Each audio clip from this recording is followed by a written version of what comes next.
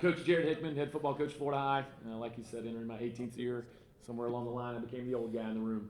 I've got down on the end, I've got a 4-year starter with us, Donovan Barnes, DB, wide receiver, outstanding athlete. Brooks Hickman, starting receiver for us, first team All-State kid a year ago. Same thing with Chris Cotton, All-State linebacker, kind of anchors our defense. Ryder Popple, another All-State kid with us, running back, H-back for us. And then Jalen Carter, excited to see him back after a long injury. He's had a long time waiting for the opportunity to get back and be healthy, back at running back and DB for us. So great group of guys for us here. And again, thanks 4 Quarters Online and all the media for being here today. Appreciate what you guys are doing for the high school athletes and trying to make this area a big deal. I'll start things off here. Talking about the system that you guys have in place at Florida High and just being able to, kind of plug and chug along the way and just having something that's worked over the years. What has been the successful thing, even with senior losses and coming each season, that's allowed you guys to, be ready for the regular season? Yeah, I think the development of our players. I think the process that we put in place a long time ago, whether it started with my father many years ago before him, and then what we tried to do to build upon that. It's a unique system where we're a K through 12 school, so we've got to know these guys for a long time. Literally watch them grow up, develop them, get a chance to see where they can excel at.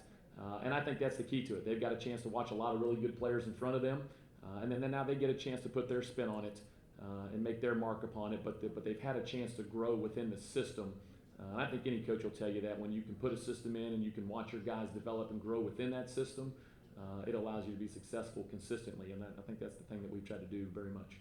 Talking about the offense there, the new quarterback coming in, filling in some of these holes as well. I know that's something that you guys have been working really hard on here in the offseason. I guess how has that progressed so far for you guys? Yeah, it's been good. I think, listen, football's still a game where the trenches are important, and then that guy, that's your signal caller, is absolutely important. And we've had as many good quarterbacks in our time that we've been there as anybody else. But I think Jeremy's got a chance to be another really good one. The thing that Jeremy has for him is he's got outstanding people around him. When you can put Brooks around him as a kid who led the state in receiving last year, when you can put Donovan back around him, when you can put Ryder, Mackay, Jalen, a lot of these guys back around him, it's going to make his job easier. And I think he's just done a tremendous job of understanding. He didn't have to win it. He's just got to do his part. And again, I think that's a part of being in the system, watching him grow up in middle school. But he knows that he's got a ton of weapons around him. As long as he just does a good job of distributing the ball and taking care of that, letting his playmakers make plays, I think we'll have the success that we want. Question here for Chris. Talking about the defense last year, there was injuries that you guys dealt with throughout the year, and the defense coming back to full strength. You being there full time. How are you feeling about the defense so far? I'm excited to see our defense play. This is probably the most athletic defense we ever had for the high history. So I'm excited to see them play. We're gonna move fast. It's gonna be fun to see. Final question from me here for Brooks. Your dad mentioned that he's been in this program here for 18 years. You being, around that for so long, what impact has it being around this program for so long, made you just kind of growing up in it? I think it's been 17 years of my life, so I'm excited. I can't wait to get to this senior year, and hopefully we can get over that hump, put a ring on our finger. Coach, obviously a really successful season last season. Yeah. Deep run in the playoffs. Lost some guys, gained some newcomers. What's the key? Like you just said, put that ring on the finger. Keep the momentum going. Yeah. Make another deep run. Starts with week 1, obviously, but got a good group with you. Yeah, I think this team has to find its own identity, and every team will have a different identity, and I think this team has really started to develop a very good one. Again, these guys have been playing with each other since middle school, so they know each other very well, but I think that we set a really good foundation in spring.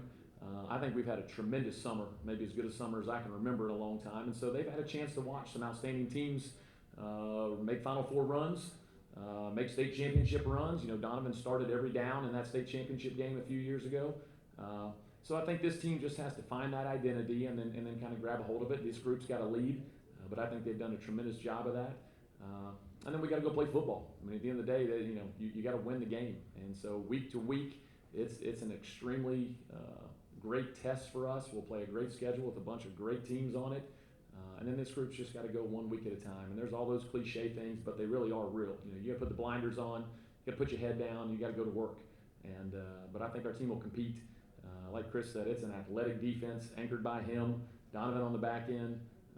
I think we're as fast as we've ever been, and then the guys that have to grow up, they've got to grow up, and it's their time to do that. And if they do that, then I think we'll have a chance at the end of the year to be where we want to be, and that's what you want. This one's for Donovan. This is Amy Jupe, Varsity Sports. Donovan, obviously, great DB, kind of a really historic program. You talk about Ronnie Harrison, you talk about Trey the last couple of years.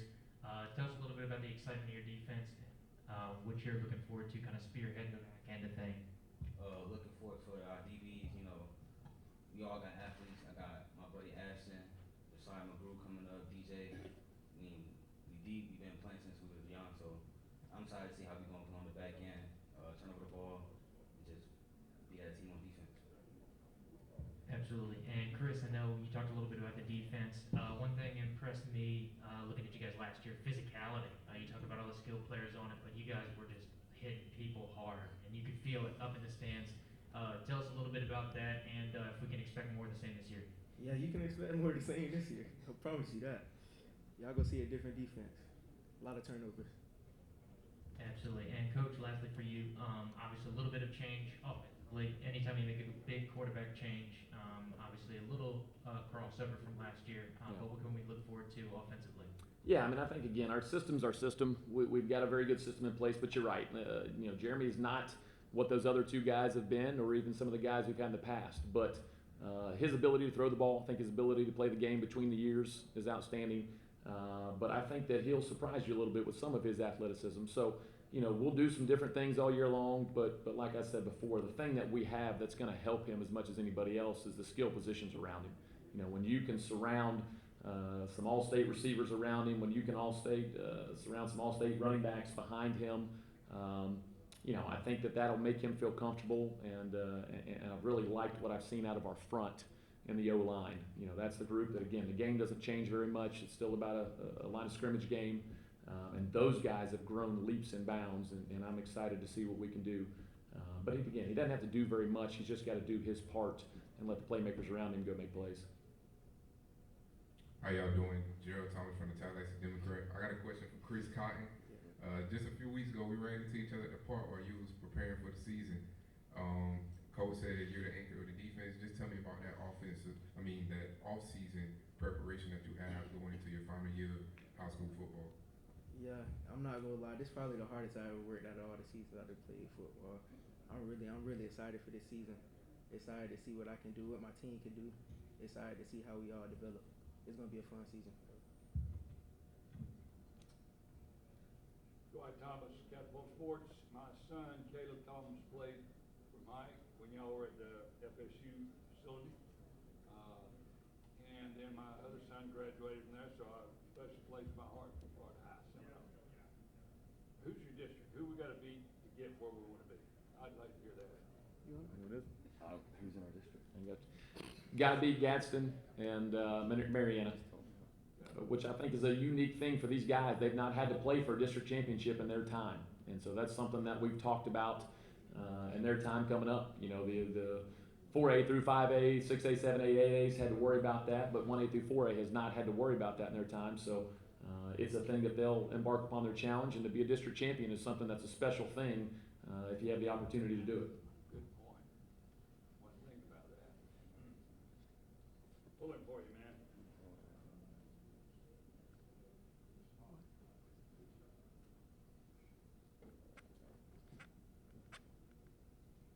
Coach, I'm going to go ahead and toss you a question. I know we had a chance to talk towards the end of last season. Playoffs were a little bit, unusual. And I know that, I had a chance to also talk to Coach Cruz in the offseason last year. And there was just a lot of discussion, a lot of debate on trying to get things right in the system. How do you feel about how the new alignment is stacking up now? Do you feel like there's more of a push to get things right in that playoff system?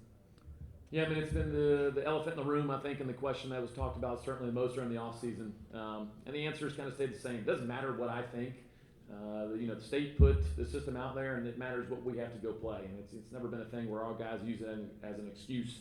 But I don't know that it's made it any less challenging. In my opinion, I think it's made it more challenging.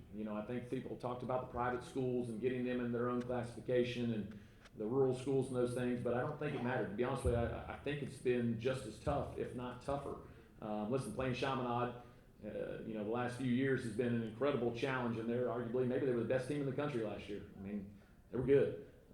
But, you know, when you have to turn around and play, you know, potentially maybe Wakulla, West Florida Tech, Baker, Pensacola Catholic, I mean, listen, it's going to be a test. And in our classification specifically, they took 3A, 4A, and 5A, put them all in one classification with the largest numbers.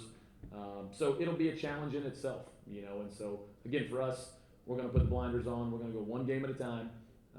And then when you get to the end of the year, you've got to play good football. And that's the bottom line. There isn't any mistake about it. The team that's playing the best and plays the best will win that game. And so it's the thing that we've been able to do very well, I think, in certainly this group's time. You know, we've been able to play for 4 Final Fours in the last 5 years. So, you know, we've got something going there, but, you know, you're going to have to do it every week in the playoffs and every week to get there, you know, if you want that opportunity. I have 2 questions for Ryder. You know, talking about, you know, your commitment to play at Citadel. You know, what went into that? I mean, a lot. I talked to my family and coaches about it. I was talking to Coach Hickman about it every morning. You know, what he felt I should do, and I think that's a really good fit for me. I love Charleston, and I like the structure that they have there at any of those academies. So, you know, just all that went into it, and then, you know, it's Division I football, and that's what I've wanted to do since I was 5 years old. So that was it. Talking about the running back pairing between yourself and Makai, you know, what do you bring to the field that makes, you know, what you guys do so lethal? I mean, well, Makai and Jalen are more of the big time runners. I'm more of the power back that they just hand the ball off, say, hey, go get me a yard or 2. But I think that balances it out really well. You know, if we can just run it down the throat all game, Ryder here, oh wait, Makai or Jalen, stretch, touchdown. So I think me as my play style and those 2 as their play style really balance out well.